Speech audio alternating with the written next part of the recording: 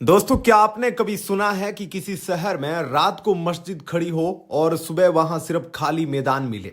उत्तर प्रदेश के संभल में यही हुआ है। जिस इलाके को नो गो जोन माना जाता था, जहां पुलिस और प्रशासन जाने से पहले 100 बार सोचते थे, वहां मदीना मस्जिद रातों रात गायब हो गई। न दंगा हुआ, न बवाल हुआ, न ही योगी का बुलडोजर चला। तो फिर यह चमत्कार कैसे हुआ?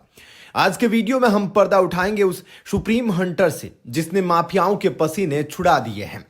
दोस्तों, उत्तर प्रदेश के संभल से एक ऐसी खबर सामने आई है जिसने सबको हैरान कर दिया। जिस इलाके में कभी पुलिस घुसने से डरती थी, जहां बैंक लूटने के बाद अपराधी बेखौफ घूमते थे, उसी संभल के हाजीपुर इलाके में रातों रात एक पूरी की पूरी मस्जिद गायब हो गई।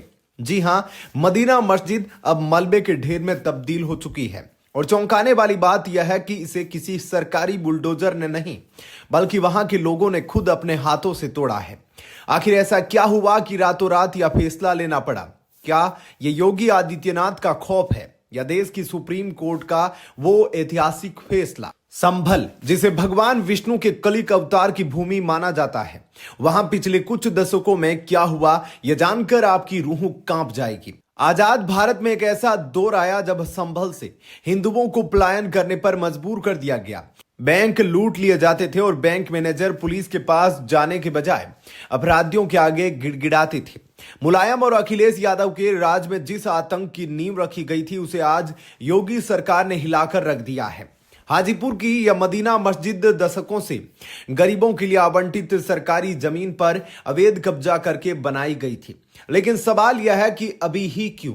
दरअसल इसका सीधा कनेक्शन है देश के मुख्य न्यायाधीश जस्टिस सूर्यकांत के उस फैसले से जो उन्होंने साल के आखिरी दिन सुनाया। दिल्ली और मुंबई के अवैध ढांचों पर सुनवाई करते हुए सीजेआई ने साफ कहा कि बिल्डर माफिया सरकारी जमीन पर कब्जा करने के लिए पहले धार्मिक स्थल बनाते हैं ताकि कोई उसे हाथ न लगा सके। कोर्ट ने इस मजहबी आतंक पर कड़ा हंटर चलाया और आदेश दिया कि चाहे कोई भी ढांचा हो, अवैध है तो उसे गिराया जाए। जस्टिस सूर्यकांत के इस आदेश ने योगी आदित्यनाथ के बुलडोजर को वो संवैधानिक ताकत दे दी जिसने माफियाओं की नींद उड़ा दी। जब संभल प्रशासन ने कोर्ट के आदेश के बाद अवैध मस्जिद पर नोटिस चिपकाया तो कब्जाधारियों को समझ आ गया कि अब न तो अखिलेश यादव बचाने आएंगे और न ही दिल्ली के बड़े वकील। योगी आदित्यनाथ की पुलिस का खौफ ऐसा था कि कब्जा करने वालों ने खुद ही हथौड़े उठा लिए। उन्हें लगा कि अगर सरकार ने बुलडोजर चलाया तो जेल भी जाना पड़ेगा और भारी जुर्माना भी भरना पड़ेगा। वो संभल जो कभी बिजली बिल न देने और पुलिस पर पत्थर चलाने के लिए जाना जाता था, आज वहां अपराधी कानून के आगे नतमस्तक है। यह वही संभल है जहां कुछ समय पहले एएसआई सर्वे की टीम पर पत्थर बरसाए गए थे, लेकिन आज माहौल बदल चुका है। वो इलाका जहां करोड़ों की बिजली बिल बकाया रहता था और सरकारी विभाग जाने की हिम्मत नहीं करता था, वहां आज कानून का राज दिखाई दे रहा है। तो दोस्तों, क्या आपको लगता है कि संभल का यह मॉडल पूरे देश में लागू होना चाहिए? क्या धर्म के नाम पर सरकारी जमीन घेरना सही है? अपनी राय कमेंट बॉक्स में जरूर लिखें। और हां, अगर आप चाहते हैं कि संभल के उन विस्थापित हिंदुओं को न्याय मिले जिनकी जमीनें छीनी गई थी, तो इस वीडियो को लाइक और शेयर करके अपनी आवाज बुलंद करें। क्या संभल की यह घटना पूरे उत्तर प्रदेश और देश के लिए एक मिसाल बनेगी? क्या अब सरकारी जमीनों से अवैध कब्जे इसी तरह खुद ब खुद हटेंगे?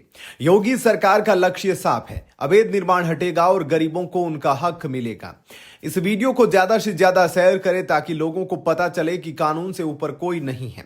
आपको क्या लगता है? क्या यह कार्रवाई सही है? कमेंट में जरूर बताएं। जय हिंद, वंदे मातरम।